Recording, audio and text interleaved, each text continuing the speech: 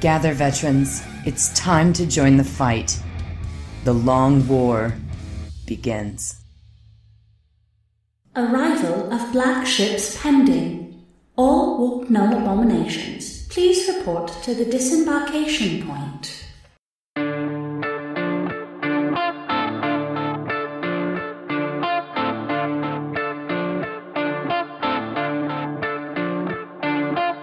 This is The Long War. I'm Robbie B, and joining me once again are my partners in crime, Kenny Boucher, Stephen Ford, and special guest, Sean Nayden. What's up, guys? Yo, dog, great to be here. Yo, what's happening, everybody? Thanks for having me. The best, the one and only, Sean Nayden.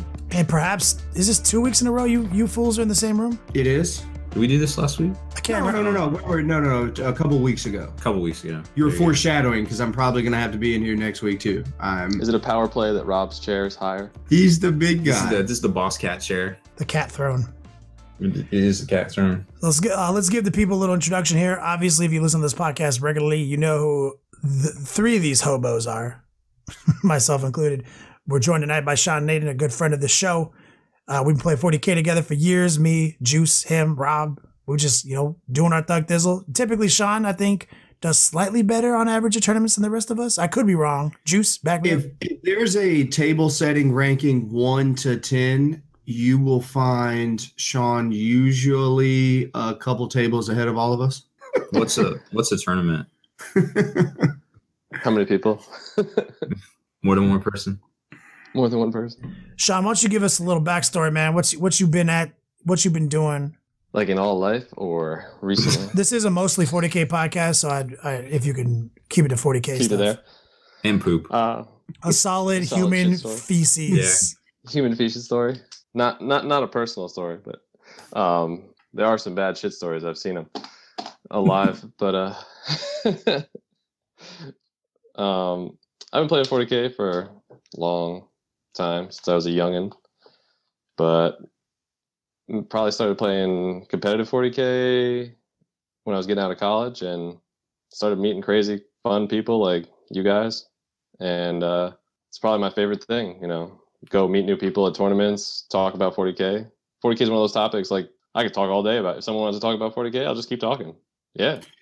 Cool. Yeah, man. That's what we talk about all the time is like that camaraderie, that interaction. Like literally, if you're telling me that I can either play 40K, I can only play 40K in my house or something, and I can't go to places and I can't drink beers with people and I can't make new friends doing, like, I just won't play. I'll find it, it's and I've got like tattoos in my body dedicated to Warhammer, but like that in true enjoyment that I get out of it is hanging out with people, driving places. Sean, for everybody who doesn't know and heard us talk multiple times, is the CEO and creator of Lichter Shame and multiple other lists that have been dubbed garbage and trash, and he still demolishes people with them. Trashier the better. Juice has personally called some of my lists hobo trash that I could not win a basement game with. He said. Basement game. Dang. Literally, I'm talking about my brain has hurt. True story. All right, so here we go. I'm on the phone with Austin from Wobbly Modelers, right, the other day, and we're talking lists like ATC prep, whatnot. It's like, you know what? Let's create a list, right? Let's use examples of some of the best players in the country. Let's make a list based off theirs. Obviously, if they're winning, they're the best players in the country. They know what's going on. So obviously, I know the Brad Chester, the Nick Nanavati style list.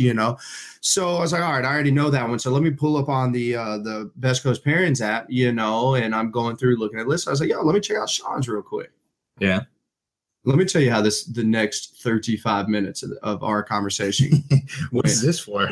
I would say a relic name of like a character that you only read about in stories. And it's actually one of those characters' names that you would read about. You didn't even actually read the book that the fucking character's in. You heard a friend talking about, Fugan or who some of these Raw. It's just unbelievable, right? And I'm like, the whole time, like, I'll say a unit and then we're like spitting back and forth, like, oh yeah, it can do this and this, and and so I'd say a unit, I'm like, what the fuck does he do with that? Like, what does that actually kill? I don't like, how is this? So either way, the guy is, he's a Rain Man of 40K. So that's an accurate description. Sometimes it's better to be crazy than good. It's only crazy if it doesn't work. Everybody knows this. That's fundamentally flawed thinking. There's Rob, that's along the lines of like, if you're not first, you're last. Bruh, you can be second, third, fourth, juice. You can be fifth. No, you can be fifth. You can be fucking fifth place, dog. Like, but like also last time before we break into some news, Sean, I'd say one of the biggest reasons you should know this guy is Captain Team America, representing our country in the European Team Championships this year. He's been on the team for several years. Is it your first time as captain or second time? First time as captain. First time as captain. So tell everyone a little bit about what the ETC is and why they should care before we jump into the news, please. ETCs dubbed the European Team Championships, and I think maybe 7 years ago, somebody in America was like, hey, can we send a team? And they said, sure. And that was Ben Moley, and he became the first captain, and he started the country down this journey. And now it's expanded. The Australians send a team. A bunch of countries in Europe send a team. It's FIFA rules, so England gets to send like 7 teams. But that's how it is, you know. And it's really cool. So America sends a 8-man team plus a coach, so 9 players. And we're really excited about it. And you go and you play with these teams from other countries, and you see fun places in Europe, and it's great, you know. And you get to meet people from all across the globe playing this game that we play in our basements and we travel for, and spend whatever most of our free time building, painting, and talking about. So it's awesome. I love to hear that, man. I used to say, for years, I think I used to say things like, the final destination of all war gamers is the convention lifestyle. Like, no matter where you're at or how you feel about competitive play, if you just stick with it and realize that we have a lot more in common than we don't, eventually your path will take you to convention lifestyle. And then you'll realize, like, that's all you care about now. All you care about is planning the next big trip with your buddies, reserving hotel blocks, figuring out travel arrangements, and painting to the last minute for your new fresh, army to fit in that format. And it does get you high. For sure. It's crazy when you go and you see, like, Adepticon some years doesn't have great missions or whatever, but we still go, and to see the people that we've made as friends. And Adepticon has that hype where, like, you go to the team tournament and you see the crazy nonsense that people build for this hobby. Like, there's things that, like, I can't even imagine how some of these guys build it. And, like, our team has been lucky enough to make the showcase, but there's, like, other people's things right next to you, and you're like, how did they even do that? That's insanity. Somebody had a morgue locker there. Nobody knows what that is but you. Describe it to us. It's, well, obviously, we do not. If you watch Law and Order, it's the thing they put, the dead bodies in. They pull them out. Oh, yeah. It's like a refrigerator for dead people. Did you say a morgue locker? Yeah. Now, did you guys hear something like 40K as fuck, like morgue locker? That's what I heard like a little distortion. I thought he said Borg blocker. I'm from the South. We talk different down here, y'all. That's it. We 100% claim Robbie B. He has been here for more than 10 years. The pollen has corrupted me. God, pledges. Oh my! He knows. He just moved in this area over on this side or wherever we are. And there's a lot of trees here. He's hurting. It's bad. I've been sneezing, coughing. I'm basically a plant. Like, you've been raped by some plants. I was like, how many gross things can I say right now? And I was like, I'm gonna just shut up. Like, because this shit is gross in the I got you back. I don't know if everybody else has pollen this bad. Well, Rob, let's do some actual content for a few minutes before we jump into the plot of tonight's episode of Law and Order. Well, we made it this far without poop, so we're just going to keep on trucking. All right. So we got 16 new releases this week, believe it or not. I don't know how that's even possible. And 0 40K. Can you believe that? I don't even know. I forgot how to count. So we got the White Dwarf coming out. 3 Deepkin, I don't know, duders, characters, whatever. $25 each. And new Blood Bowl, the Chaos Doom Lords team for $35. The Spike Journal is coming back, making a reappearance. They used to have, you guys remember the little journal books? Oh yeah, I have back one. in the day. But this one's, I guess they kind of took that and they made, but it's full size and it's Blood Bowl. Like they used to have Spike magazine, so I don't know. Seems pretty cool. Mad respect to all the Blood Bowl people. Oh my gosh, it's a thing. Like, Sean, did you dabble in Blood Bowl? I won a Blood Bowl at LVO, but I couldn't fit it in my suitcase, so a friend flew it home, and he hasn't given it to me. I wonder if he just kept it. It's like, what Blood Bowl? To never be seen again. This, I guess it's a softcover book for $12.50, so that's not bad. 3 sets of new dice, $12.50 as well. And Chosen team card pack, Skaven team cards, and Star Player team cards.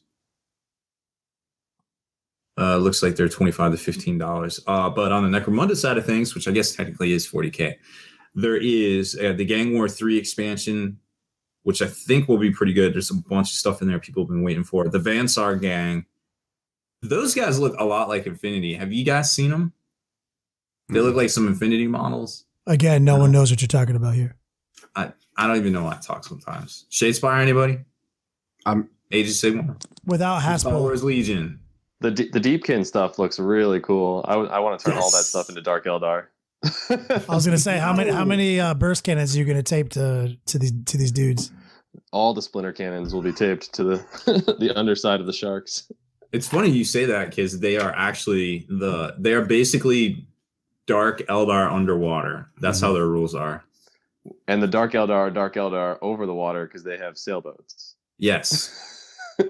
It's like they're trolling us across systems. I don't know. They also have what's that? They're working for that crossover that everyone claims that the Age of Sigmar planet is in the Eye of Terror. They're working towards it. Oh yeah, so Sigmar is actually a Primarch or something. One of the lost Primarchs. There you go. How cool would that be? Gang cards and a dice set for the Vansars as well. $15, $12.50. Currently, the Mantic Hellboy Kickstarter, which you probably saw Kenny painting some of that up on Twitch. If not, you are effing up because that Hellboy looks dope. Rob,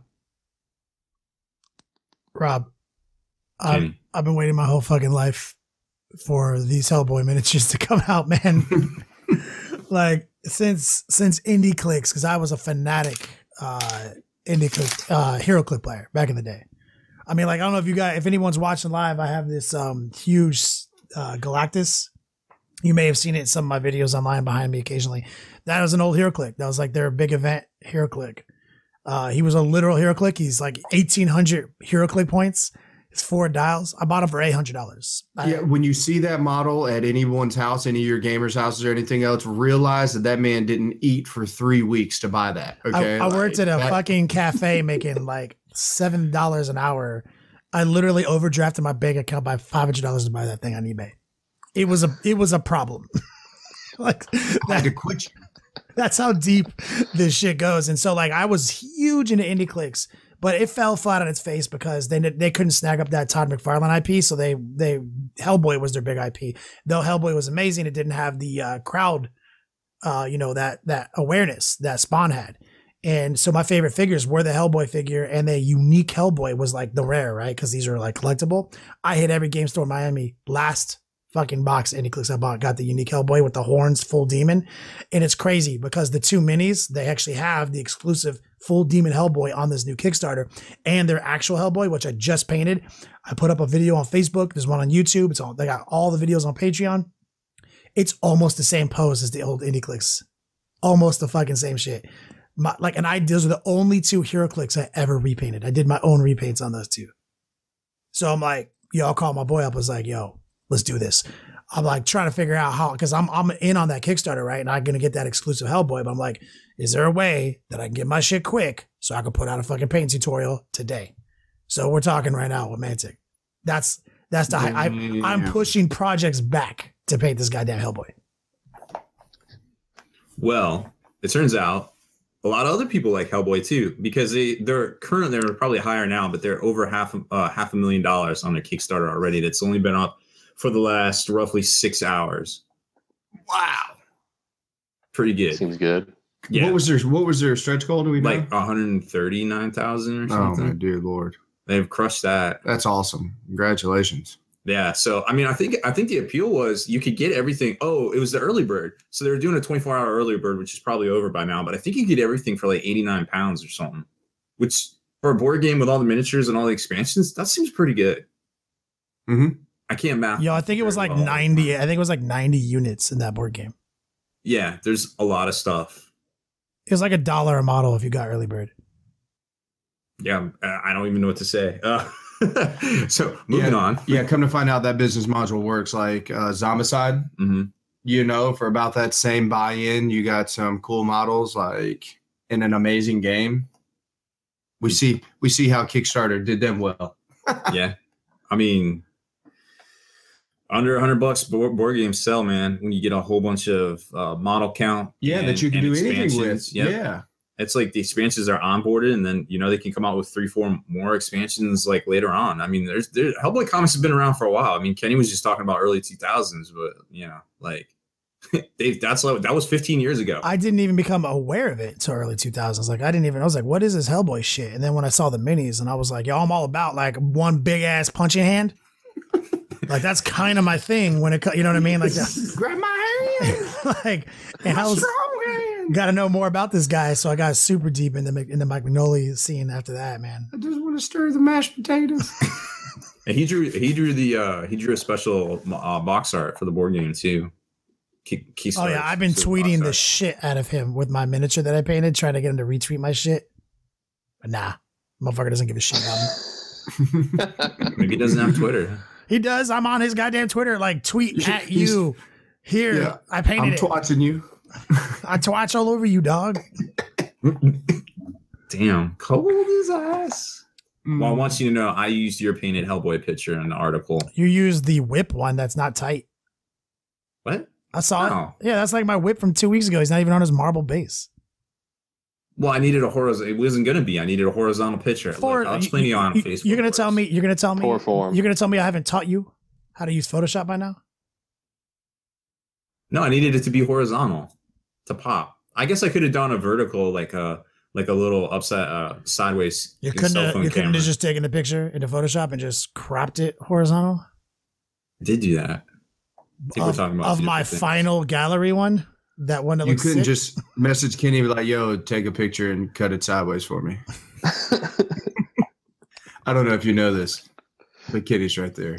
To be honest, I made that post when Kenny was sleeping, so that's true. Oh, that's true. Kenny was unavailable. Dog, I woke up at 8:30 in the afternoon. 8:30 a.m. Dog, that's not an afternoon time. Yeah.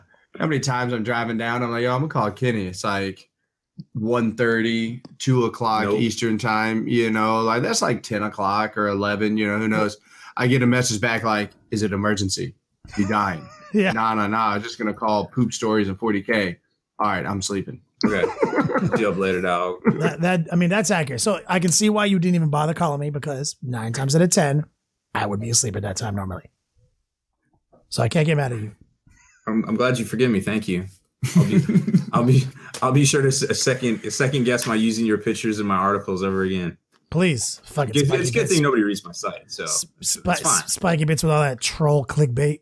Oh yeah, all day, every day. Leave my work. Do me a favor. Leave my work off your page. Hey, you got it, man. No problem.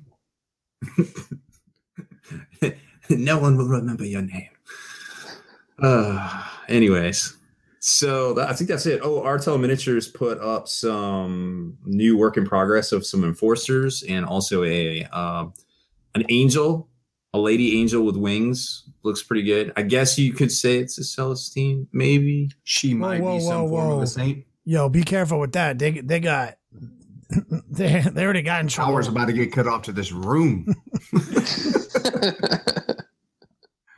Oh, they have a strong hand. But they got some good looking stuff over there. So check out RTLW Miniatures for sure.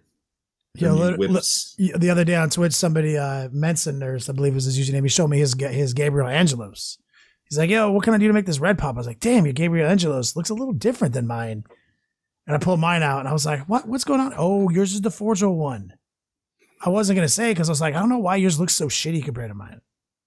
Right? And then I was like, oh, because yours is the Forgel one. Mine is the Artel Miniatures one that got cease and desisted. That was never confirmed. They just took down some stuff on their site. Oh, just randomly took down some stuff on their site? I mean, I guess you can randomly do anything you want when you're in your own company, I suppose, as far as your products go. Yeah. I mean, I don't know why you take down a bunch of miniatures. I infer that they got in trouble. That may be the case. So everybody that's holding one of those Gabriel Angeloses from Artel W Miniatures, don't sell it. It's probably going to be worth money. Oh. Now you see me. Now you don't. No, you don't. If you just for the people who are listening to this podcast on their way to work, you can't see what I just did, but I just held up my Gabriel Angelos in my hands. That's good. That confirmed by Spikey Bits is going to be worth a lot of money. Allegedly. Allegedly. I reserve the right to backpedal at any time. Please read the terms of service and privacy policy before viewing anything on our site. Confirmed. All right, you ready to do a quick commercial break before we jump into the meat and potatoes of this episode, Rob? Only if commercial break is in all caps. Yeah. Okay, let's do it. All right. Finally, the Long War swag is here. LongWarSwag.com, the official home of Long War merchandise. We've got a range of merchandise exclusive to the Long War brand, Next Level Painting, and Spikey Bits. Definitely log in today while supplies lasts. Veterans, I've got news for you. Get your best deals online at dicehead.com. Long War Vets, call or email for your best vet deals. That's dicehead.com. Dear veterans, quickly, make your way to the longwar.net and find out how to reap your hard-earned spoils of this long war. For our allies at secretweaponsminiatures.com have rewarded us all with an extra 10% discount on all Secret Weapon Miniatures merchandise. So stock up, dear veterans, and enjoy.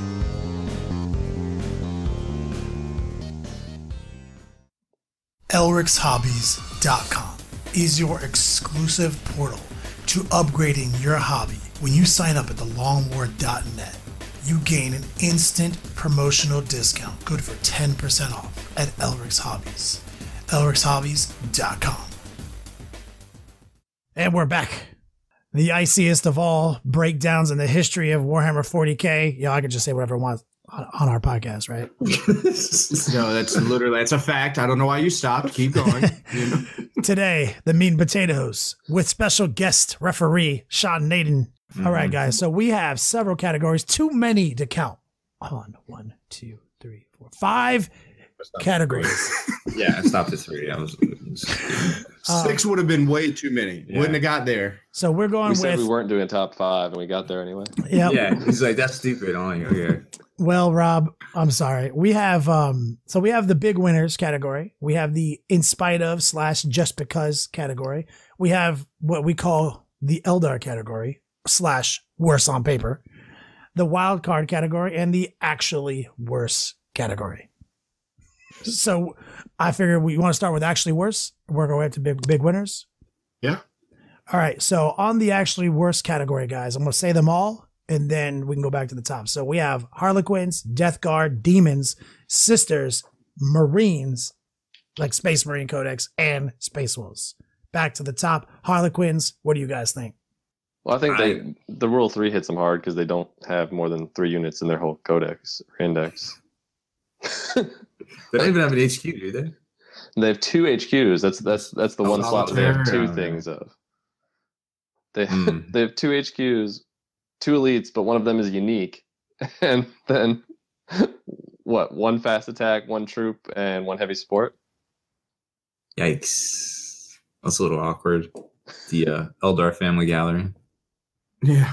They come to the table with a lot less of them now. I was like, Juice, you don't have a counter argument to that? And then after I thought about it for 1 second, I was like, nah. Nope, no, I ain't got. You can paint them up early. You can spend a lot of time painting them up with all those checks. Believe me, I'm down to try to make a case, and I'm like, they're airtight. They're a hobbyist dream. pretty airtight.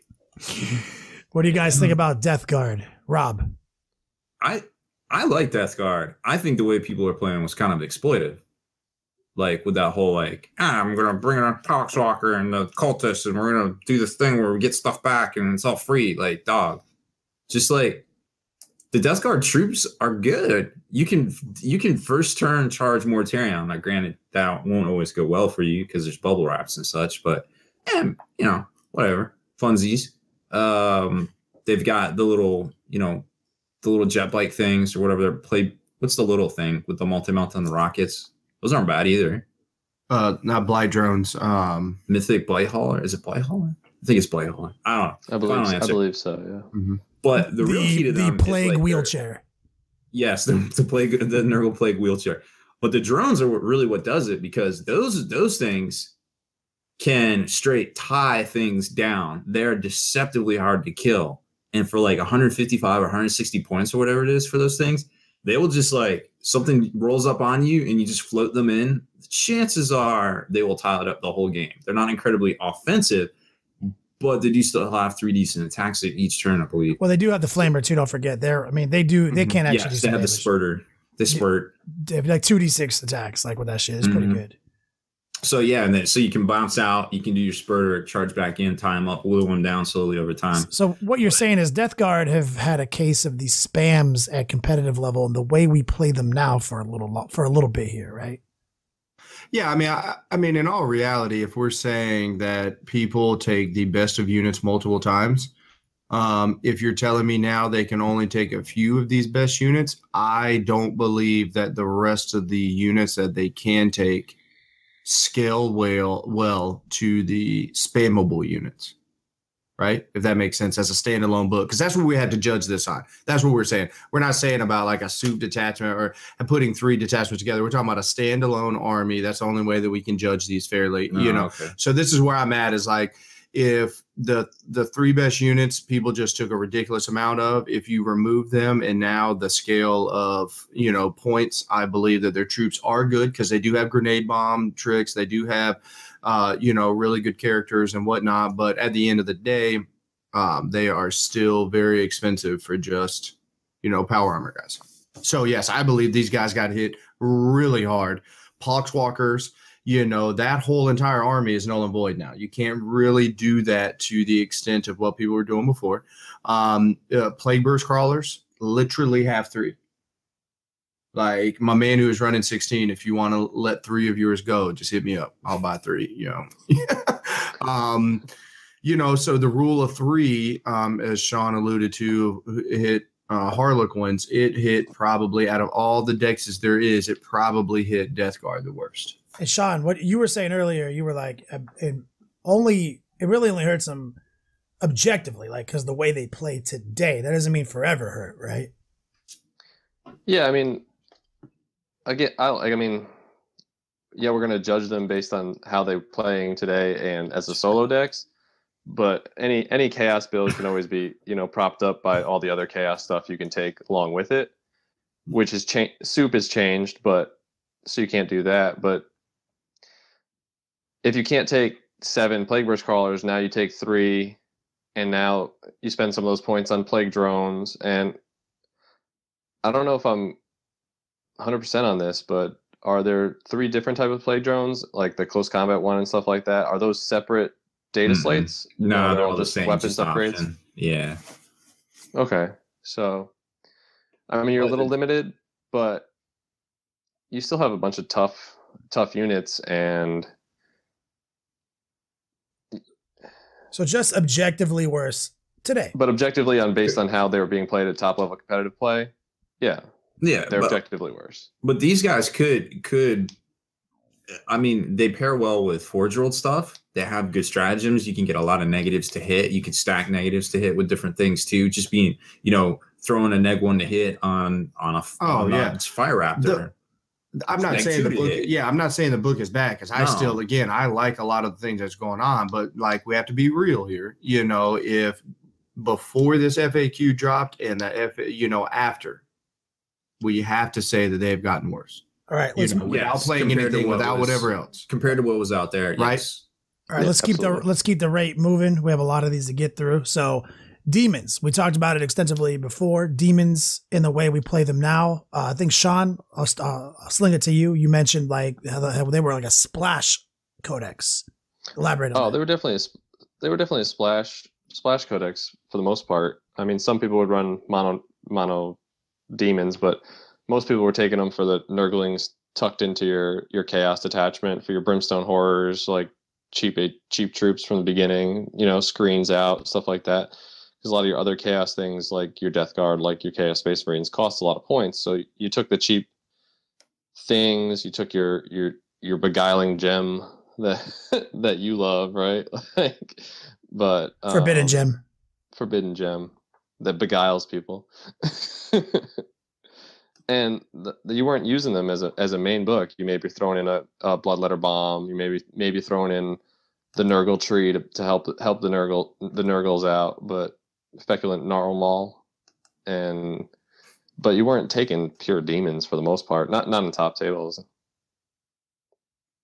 No, not even necessarily just competitive. Like that book, just a lot of their characters are very expensive. Like you say, you can just get the best units out of that book, you unlock a battalion for like 250 points with great units, right? And then if you wanted to splash in a Bloodletter Bomb, that's real teeth, right? And I think the reason it hurts them is because these guys are the codex of expending resource to Deep Strike. That in the way we're playing it today fundamentally changes it, and it's sort of a back to the drawing board situation. Yeah. Also, like some of the best units that the book had, like I really thought that those exalted champion. No, excuse me. Who was the Zinch exalted flamers? Exalted flamers. I have six. I have 6 on the table right here that I was super stoked to play at my next event. Yep. Did anyone need 3?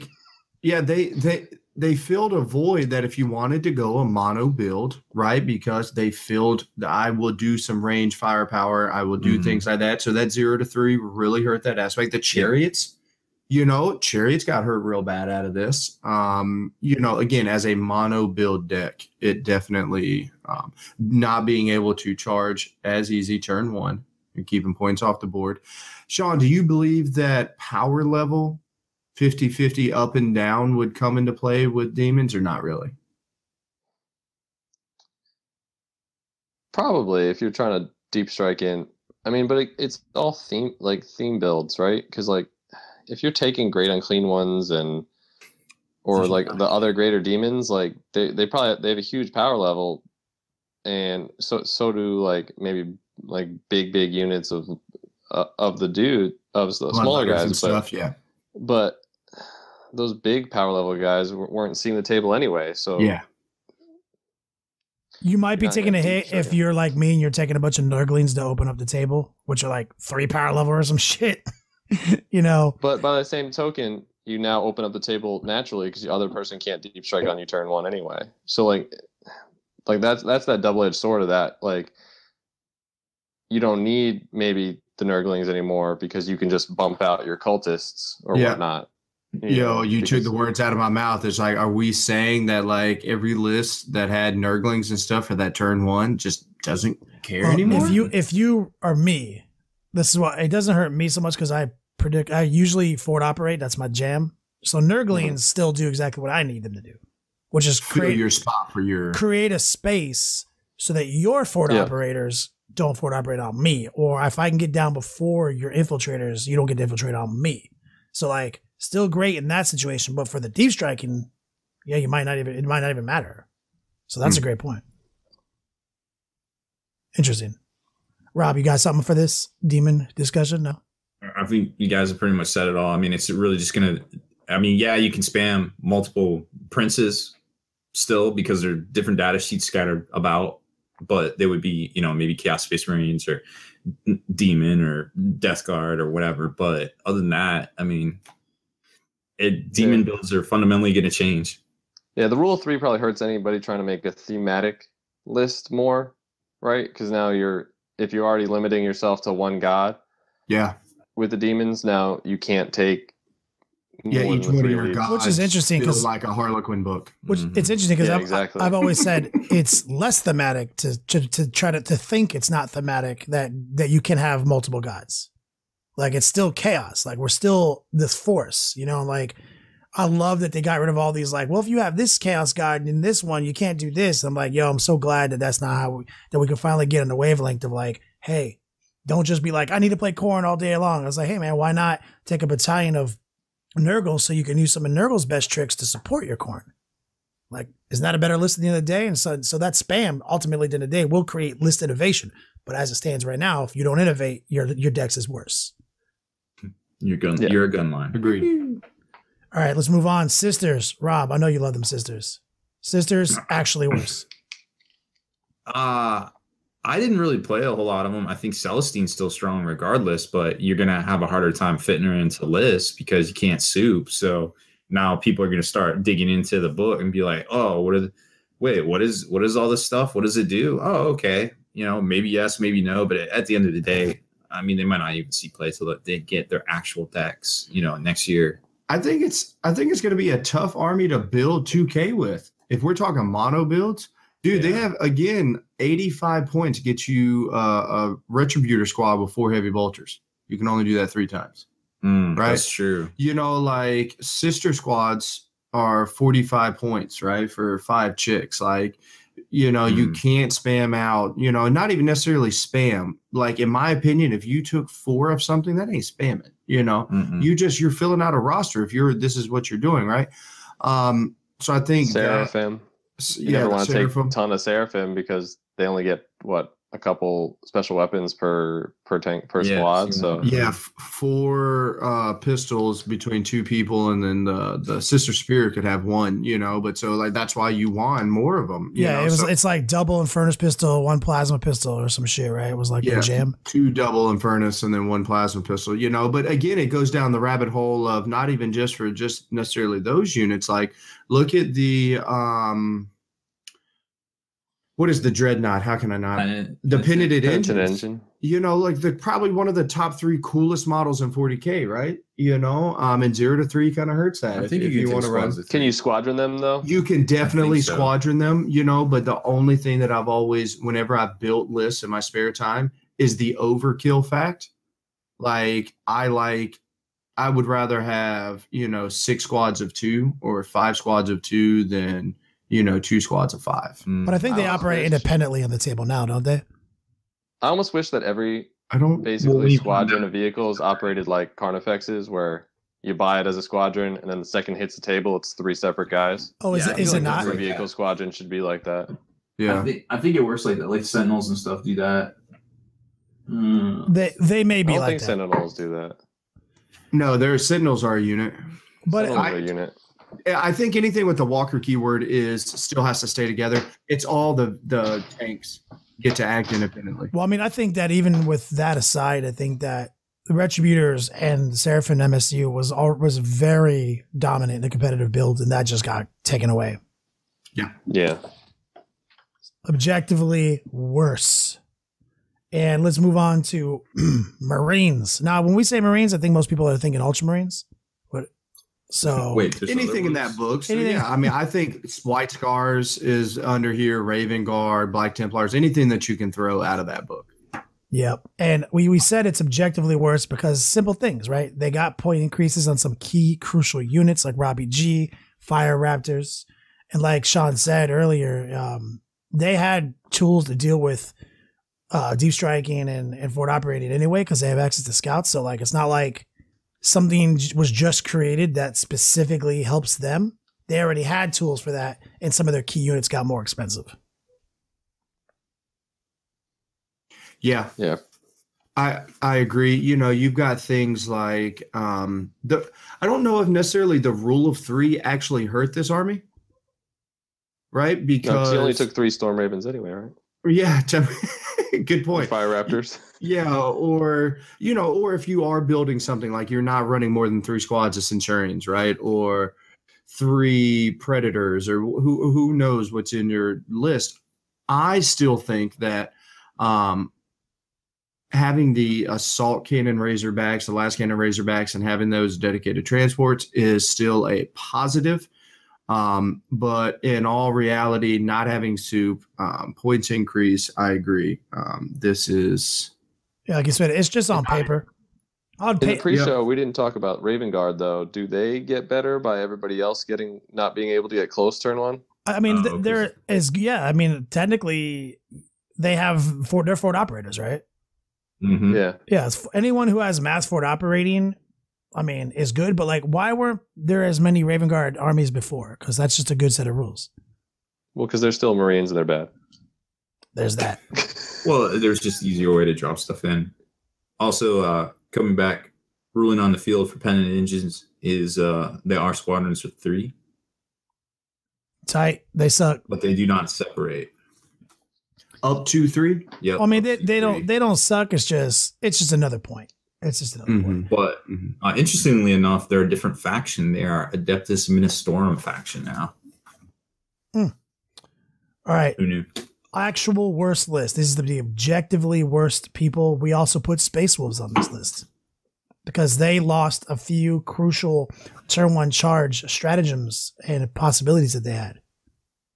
Now, take it with a grain of salt because as a mono build, they're an index, right? That's not that tight. Mm-hmm. So any tool that they had as an army that was taken from them is going to hurt them.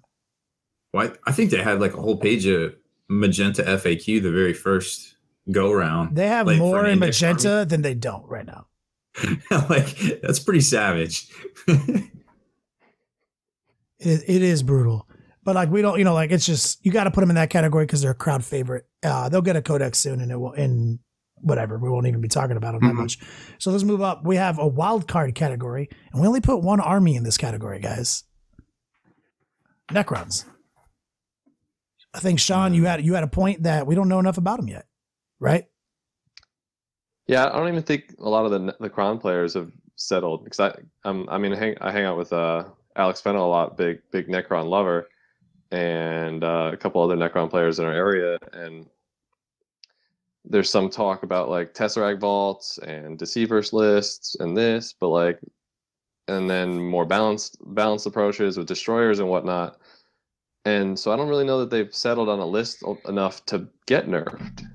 And they still retain some of their turn 1 deep strike closer stuff with the Veil and the Deceiver. So I feel like the fact might not actually be hurting them since there was no defined meta for them to be sad about.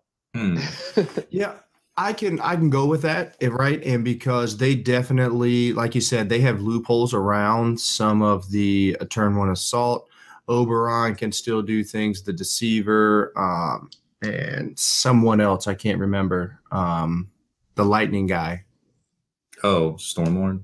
Yeah, Emotech. Emotech, I believe. No, there's another one of those name guys that allow you to veil. Like you have 2 of them, But my gut instinct tells me that I would say like that is obviously like Alex Fennell and some of the best players in the country, right? Like, so their mindsets, but I think more the basic entry novice level Necron players that liked, a million wraiths.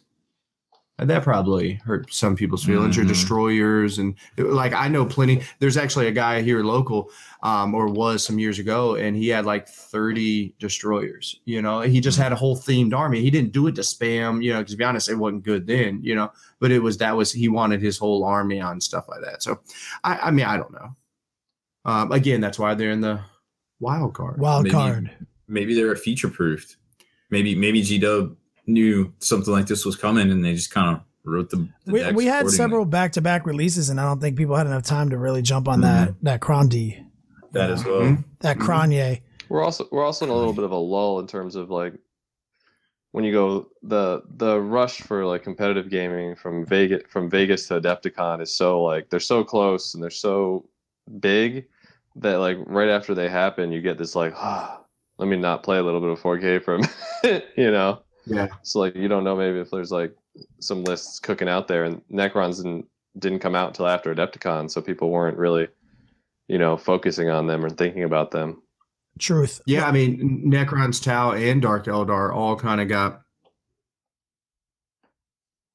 thrown in. How crazy do you think it's going to be when the Night book comes out? If they're actually good, that like everybody's going to be rushing. Oh, now we got to have a 5-night list for ATCs. Like, hey man, you still got those nights? Like, hey everybody, take 3, right? Well, of one, no. I guess you could have like a Lancer of this and that. They're all data slates. Yeah. Well, let's move up to our Eldar category / this is the worse on paper category, right? So this is going to have all sorts of caveats because on paper, things got taken from them. And we'll just start off with Eldar. Sean, who is our Eldar expert, explain to us why Eldar are worse on paper, but why that might not matter. Well, I mean, obviously, if you start just at the basics on points, they got points increases across a couple of key units. Farseers went up 10, Spirit Seers went up like 20. And those are all, every Eldar list has at least 1 or 3 of those. And Dark Reavers went up, which are one of the popular Eldar units for shooting firepower. So if you're just looking at a basic list like Nick Nadavanti's LVO list, I think it went up like 200, 250 points right at the stock. So that's 10% increase. So it's objectively worse there. Then a bunch of their interactions, like quick deep strike turn 1 with short range weaponry, quicken after deep strike to run up and charge people with shining spears or guardians, and you can't do that anymore. So there's another tick. Word of the Phoenix, the Inari power went up from a warp charge 6 to a warp charge 8. So there's another big time psychic power that's now significantly harder to cast. Instead of it going off pretty much automatically, now it's 50-50 it goes off. Yeah, because she gets a +1, right? She gets +1, so she casts on a 7, but so she's around 50-50 to cast, where before she was pretty much automatic. Yeah, cast on a 4 or a 5. Yeah, she cast on a 5, so it was going off. Those Dark Reapers, they were shooting twice. You already know. They do. Yep.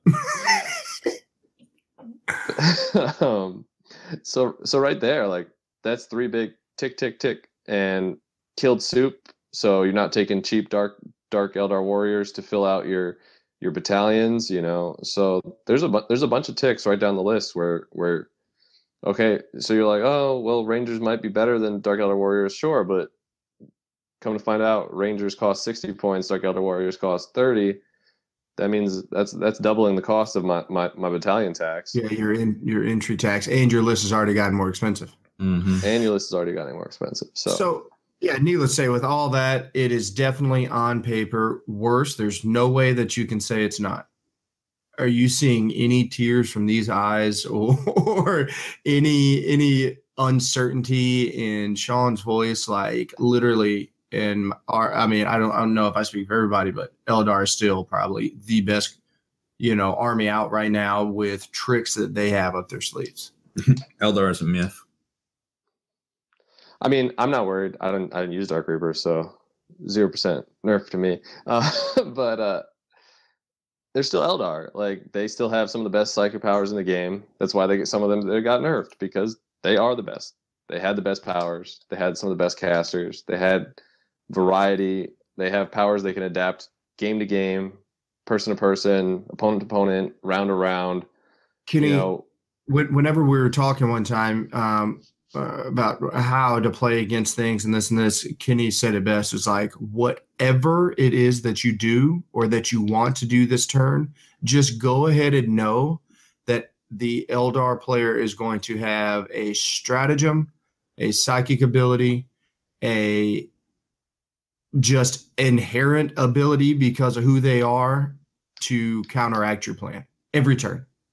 And God forbid you'd actually take Dark Eldar as an ally now and then go, oh, that cool stratagem that was your linchpin, agent's effect. And now that thing I said to you, Juice, at Adepticon, even worse.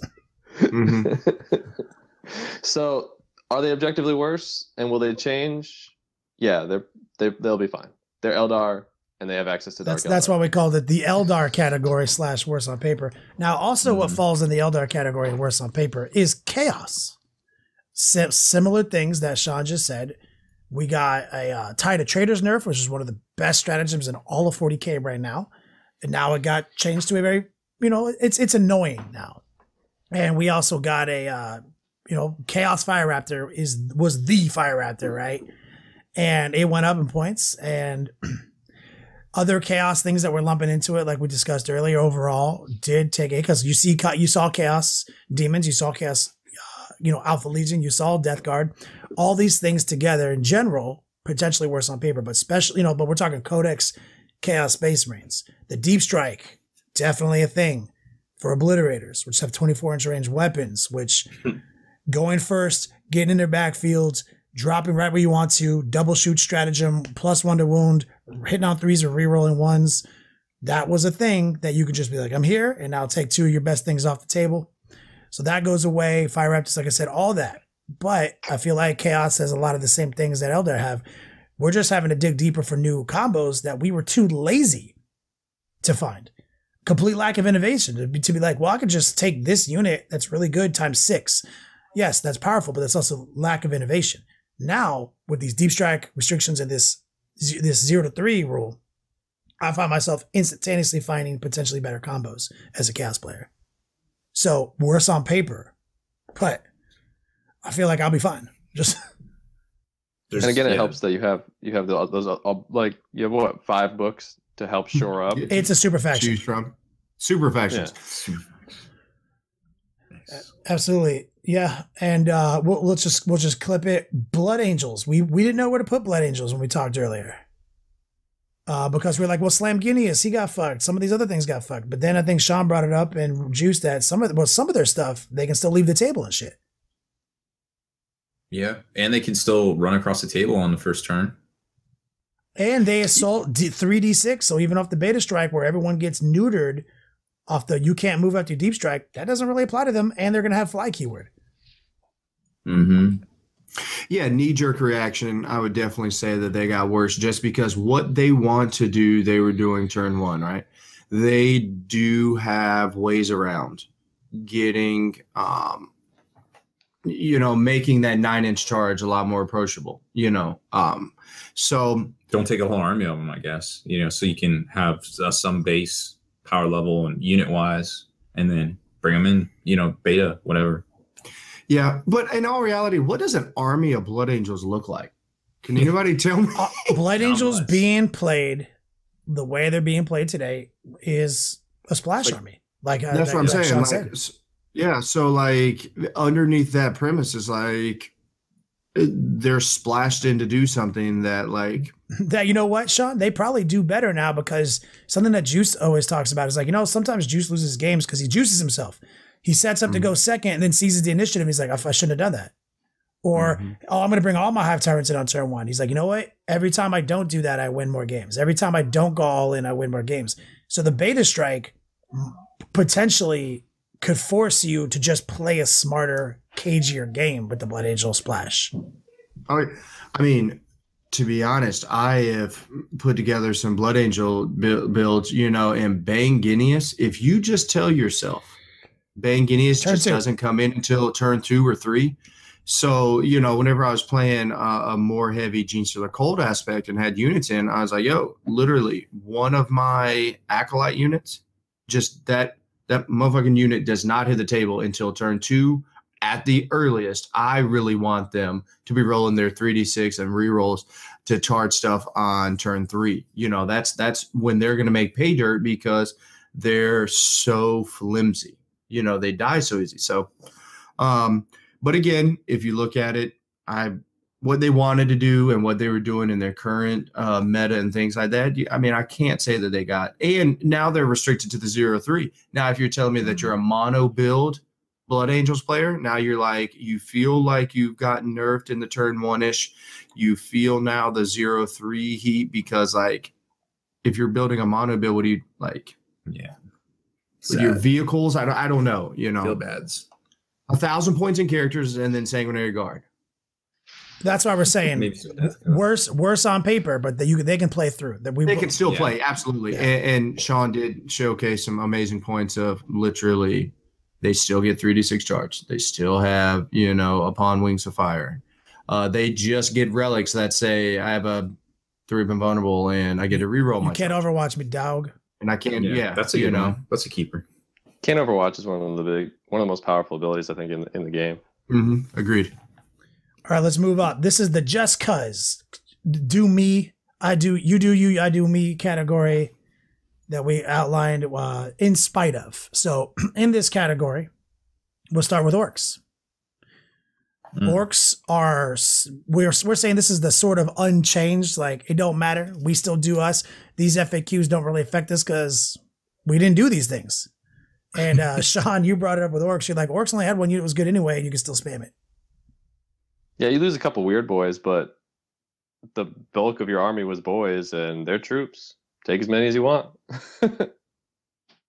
Literally. No, I couldn't agree more. Like, this army truly doesn't care. If I'm not mistaken, there's something in the FAQ recently that helps out bikes. So no, the army is fine. They still get the jump. Honest, they still get the jump. They still get the jump. And if you're telling me that everybody else is 0 to 3, orc boys are like, hell yes. Yeah. You're telling me I don't have to worry about the spam shooting units. Like, people have to take different weapon profiles now, Yeah. And Mech gun's still good. And and the jump is like everybody else. So if you want to turn one charge with your shining spears for Eldar, now you got to start them on the board and quicken them, right? Mm-hmm. But now they're vulnerable. The jump is not vulnerable because you have 7 squads of boys. It doesn't matter if they kill one; you're still going to jump this other 3 of them, one of them each turn. Like, it doesn't matter, And they still have a very similar unit with Storm Boys, like Singing Spears. Shining Spears. Storm Boys are just fast. They just turn 1 assault, right? Like, they're just making turn 1 charges if you're near the gun line, if your opponent is. So, yeah. So, as to your point earlier, is like some people like the Singing Spears or Shining Spears, they would kind of be with their ass in the wind, where orcs now can de-jump a unit of boys and have Storm Boys, in your grill turn 1. All right. What do you think, Rob? I can't really add anything. You're a long-time orc player from back in the day. Yeah. Yeah, you made this whole orc army with Imperial Guard rules. Wait. I never played him as orcs. No, I might have. I forget. I feel like I saw you play him once as orcs. Yeah, I think I did once or twice. I had enough models. And then, I think we just got to get their codex. Yeah. I agree with you. Let's talk about the in spite of just cuz category. Dark Eldar, the new heat. Sean. Yeah, I think again, I don't think that they're majorly affected by anything. Maybe because they're so new, and maybe GW was leaning this direction in a couple things. But I've been playing a lot of Dark Eldar, and I don't really want to deep strike till turn 2 when I can reroll my charges for free. I mean, yeah, it's an ability I get turn 2. I'm waiting until turn 2 to use it, and you don't really care about the 0 to 3, do you? Because you're taking so many different. You're taking a homunculus coven. There's so many cool things in the codex that you could make a list that spams things, but then you're like we talked about earlier, balanced lists being better. Their stuff is like it's like Eldar, where it's like things do a specific thing. So if you take too many of that specific thing, your army is really vulnerable to the opposite of that, So you can't take too many of the same unit without making yourself overbalanced. And they have so many, and the way their army is created too, where you have to split witches, coven, cabalites in order to get those obsessions, get those buffs that everybody else gets just by being an army. That leads yourself again to a little bit of diversification, and you're not hit too hard by quicken buffs because you don't have any psychic powers or anything like that moves you extra. So I don't think they're really affected by any of the changes in that way. Mm-hmm. Good sell. I don't know enough about Dark Eldar yet. Just like you caveated this whole statement with, it seems to me that they also got the Talos. So like any negative thing too, like, you know, Talos got fly and they can still be spammable, which is a good unit they have. I'd say you should spam them. Like you said, you could deep strike in turn 2 was better for them anyway. Yeah, like I totally think like they're just still come at me bro mode. There's nothing really there. And another army in this category, Custodes, we talked about earlier. Custodes being the army of mobility, board control, and durability, seem to be doing just fine still. Mm-hmm. Yeah, you know, not having 5 or 6 or 7 shield captains, 3 is fine. Though you can protect 3 with relics, and you know, for the winner of the Hunger Games or whatever that stratagem's called. Champion of the Hunger Games, but no, I mean they're so strong standalone themselves. They got the benefit from the command point buff. Oh yeah, that was the one thing they were lacking. Remember all those 12 command point? Yep. We're like, you never had this many command points, but we're gonna do it in this battle report. Yeah, so now you're telling me a battalion, right, that has 3 shield captains and 3 squads of 135 point or 136 point troop choices is 5 CP? Mm-hmm. I can get behind that, right? And those 3-man units, if you haven't faced them, are durable as shit, and you cannot just look at them and they don't die, and they will literally fuck you up if you sleep on them. And like those 3 angry dudes are like 3 captains. Mm-hmm. That's what they are, you know. Well, they're roughly the same points, like 90 or whatever. Yep. So, no, I agree. I think they're just status quo. They did what they did before. I'm going to change the order of our list real quick because I want to do this one last. So we put Dark Angels on this category too. You guys had some input. Sean, you said somebody was running 1 billion of these Black Talons, but outside of that, their tricks are still their tricks, right?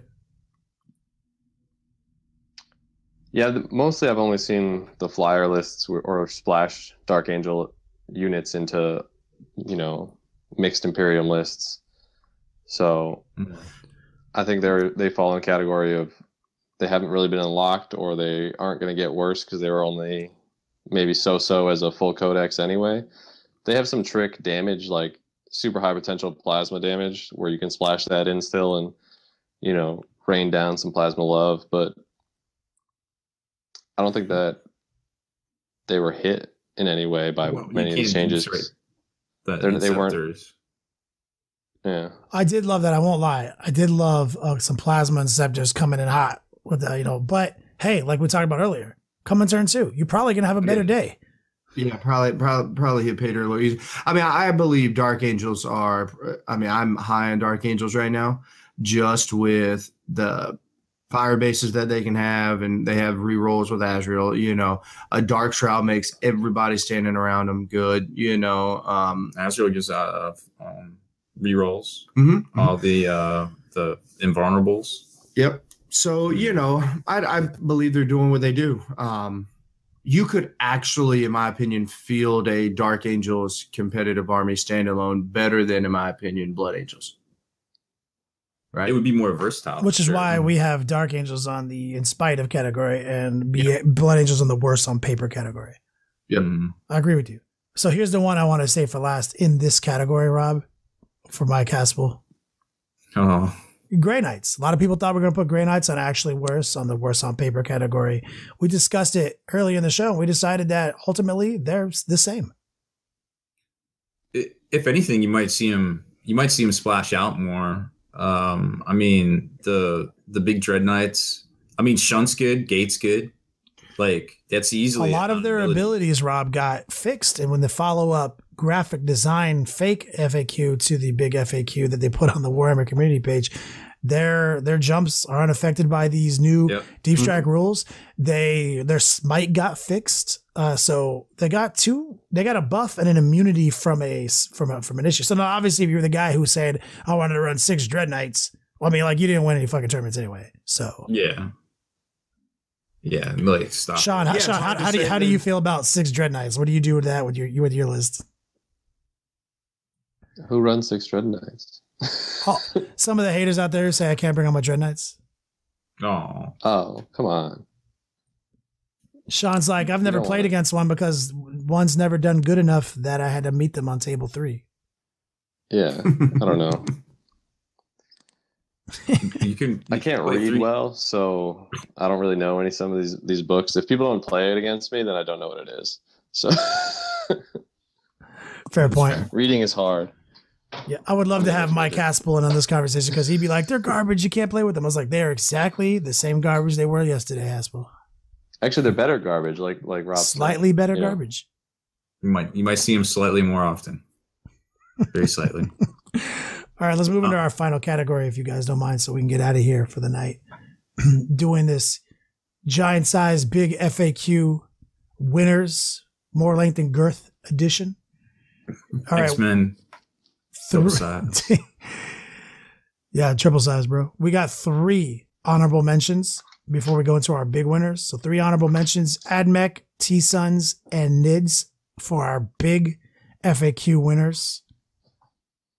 What's up there? Why do we think these guys are big winners? Juice?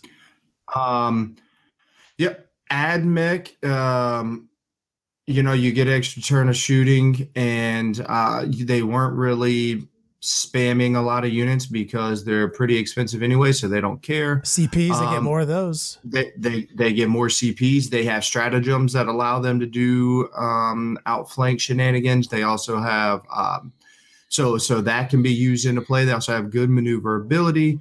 Again, I go back to, if everyone else is hurting from this 0 to 3, it helps the fact that the amount of firepower that they can actually put out for their 0 to 3 is going to be worth it, right? So, like, if you're telling me you can only take 3 Retributor squads with heavy vultures, or fill in the blank 3 heavy support units that shoot, like, well, come to find out, my 1 unit of 5-man robots does more firepower than those 3. Yeah, don't let those robots shoot you. And now don't let them plant, and do their thing. Rapid fire down, NIDS, I believe, literally they cannot do hive tyrants. Absolutely, they can't do 7. My list is unaffected. I think 3 is the perfect number. They have, how I look at it is, if you can build an amazing brigade before and you love battalions now, like, you are an absolute winner.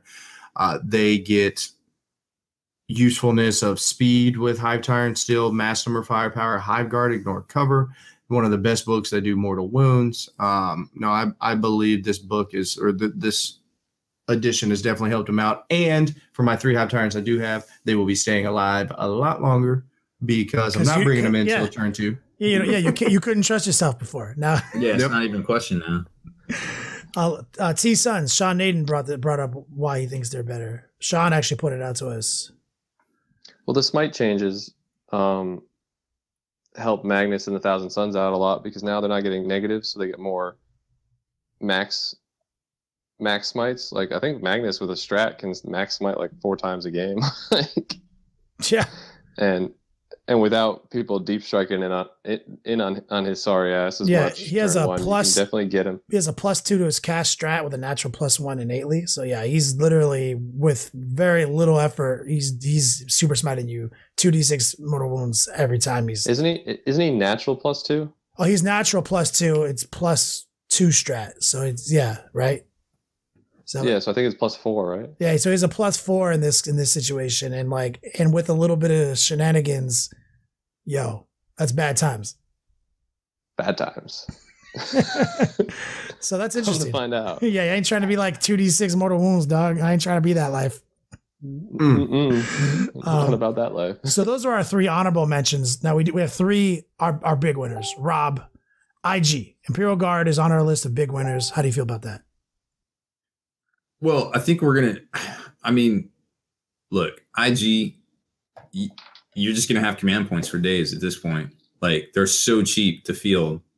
Like, and now you can just take battalions instead of brigades, and they can stand on their own just fine, like, in their own detachments while you pair in, I don't know, like the Blood Angel stuff or You could just bring in anything Imperial to go with them.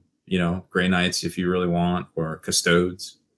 They're just solid and well rounded. They can hold the lines. They can infiltrate. They still do all the stuff they do. And oh no, you can't take 9 squads of mortars, or you really shouldn't have been doing that anyways. Yeah, 3 Baneblades got scarier. 3 Shadow Swords type thing. That kind of list is just unaffected by the rule of 3, and it's a pain in the ass. You think about too, like a lot of it, like Lehman Russes. Mm-hmm. You still take like 9. Yep. Catechins can still have 4 Lehman Russ company commanders inside of them. So 3 company commander Lehman Russes, or whatever they are, the character Lehman Russ tanks, and still have PASC. Yep. Right. So that's right. So that's 4. Because we're talking about 0 to 3. So like in all reality, Wyverns run 9 of them. Also, as a rule of thumb, we predict, at least for a little while, gun lines are going to be strong. Like that's going to be the natural, order of things for a little while, right? Mm-hmm. Yeah, it's the unintended consequences of getting rid of turn 1 deep strike and being able to move and charge is that anything that wants more space and more time to shoot you with gets a buff, right? Yeah.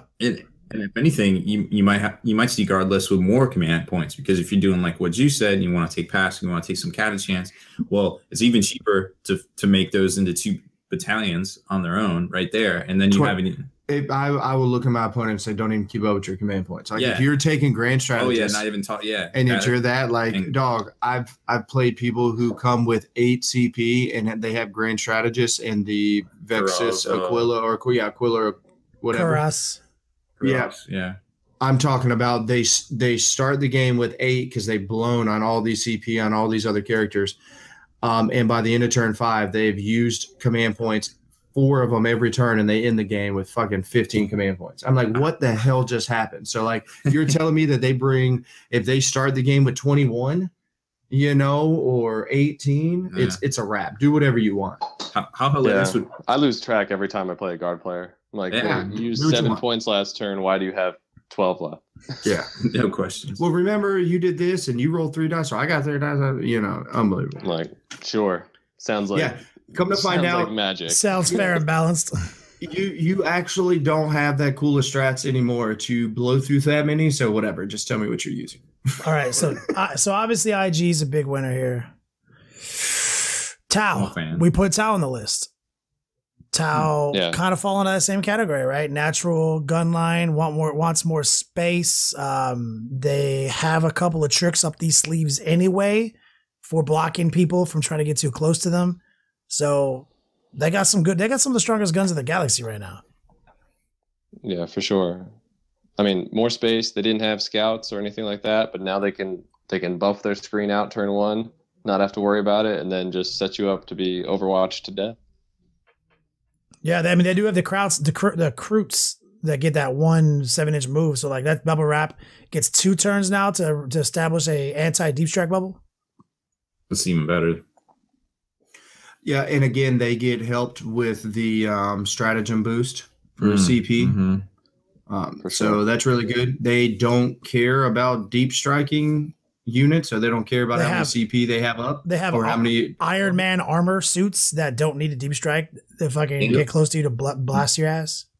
Yeah, I mean, from the Ghost Keel to the stealth suits to even the Cold Star, they're going to be in your face doing things, jumping on nimbly bimbly. Yeah, and again, 0 to 3 doesn't really matter in that dex. Like, again, shit is so expensive. I did see some lists where it's like 4 your brains or 4, Riptides. Like, all right, now you're just taking 3 in a Shadow Sword or getting the Storm Surge or, they've already gotten hit with the Cold Star Commander buff or the Commander buff. So they're online. They're like, ha, everybody. Yeah. How does it feel? Yeah, they already had the 0 to 3. Yeah. Yeah, it'd be like, we started at the bottom. Hilarious. So, okay. So those are the obvious big winners, right? 2 big major gunline armies in Warhammer 40K 8th edition with all these new beta rules, big FAQ in effect. So our big winner doesn't even have a codex. Gene Stealer Cult. Number 1. Yep. Our actual biggest winner. an army that doesn't give a shit, doesn't give a literal fuck about all this new shit. And plays with your models. Now, the only thing that I will say, and it's kind of tricky because 20-man pure strain gene stealers are 20 power level. Or excuse me, 16 power level, and my 20-man unit of acolytes with rock saws and stuff like that is 20 power level, right? So you really, and those units are 300 points each. One's 300, one's 356 with icons and stuff. So you're really the points to power level if you go down that path, and all these units want to be in reserve. So if you go down that path, is you're really left with. But Juice, isn't it interesting stuff on the board that some FAQs that GW's put out were literally like, change this unit's power level to this, and we're like, who the fuck cares? Yeah, like you know what I'm saying? Like, like why did you waste my 3 seconds of my life by me having to read that sentence? GW, you know. And now, and then like things like Denizens of the Warp was like based on your CP level, your power level, remember? So we're like, why does any of this garbage matter? And now we're seeing like, so what I'm saying is Gene Stealer Cult, when they get their decks, they might get new CPs, bro. New power levels, new PLs. Got to come up with a new thing. So it's crazy. Is they have built-in buffs. Like they don't truly care about it. If I hide, so a Primus, right, who gets the stratagem that says you get to roll 3d6, and you get to just re-roll those dice. So you get the equivalent of 6 dice, and you're fishing for 1, 5, or 6 for unit, right? So you can just hold 3 Primuses in reserve, right, and then deploy a fatty unit on the board, like Gene Stealers, let's say Pure Strains, and then you keep your Rocksaw unit in reserve. So 1 Primus comes in with them. Well, on turn 1, you just use the other stratagem. We only have 2. You use the other stratagem that we have access to say, I'm going back in the water. I'm going back in the shadows, and then I'll link up with Primus later. You know, so they definitely have ways around everything, and they are showcased and highlighted as the only army that can come out of that is unaffected with coming out of reserves and assaulting you turn 1. Fully highlighted by GW. Yep. Even from the live stream, they said now that. We're not saying that they're like winning these major events, are we, Sean? We're just saying, like, if you like Gene Stealer Cults, you might like them even more, at least for a little while. Yeah, they'll probably get hit by like a nerf next week, you know. That's what's happened to Gene Stealer Cult this whole edition. They'd be like, Pure Strain Gene Stealers are 12 points next week. No, they're back to 35. Don't worry. Yep. Everything goes up. Rock saws go up 25 points. Isn't this? Oh, now they're back down and they're not -1 to hit. The roller coaster of that was unreal. Their emotions are high. Yeah. And part of it is because the rest of that dex is so overly costed. You know, it is definitely, or that, you know, either way, we'll see. But as of right now, you got to look with all things equal. They get around just about every one of the things that GW came out with. Oh, and let's not forget, now that when you do take battalions, because you can take multiple if you're taking them as a standalone army, you have all the CP that you need to make sure that you can be where you want. Your 2 command points and all your little rerolls for when your dudes pop up. Your 2 stratagems. It's going to be awesome. But yeah, that's it, man. That's that is our big FAQ winners, a fully robust breakdown here today with the legendary Sean Nayden. Thank you so much for joining us. That was great. Yeah, great so glad to have you on, Sean. And if you have anything before we take our closing remarks, Sean, is there any promotion, anything you want to make the public aware of? Any branding issues? You got a website for people or anything like that just yet? Not yet, but hoping to roll something out real soon. You got a sneak peek? What are you working on? I'm hoping to roll out something on either Twitch or YouTube, you know, trying to showcase tactics, little tricks and tabletop things, you know, as I paint and play and get ready for tournaments. Sean Nayden and chill. Well, that's it for this one. Make sure to head on over to thelongwar.net. That's the home of the battle reports for exclusive content, early access videos, and more. Become a veteran of the Long War today.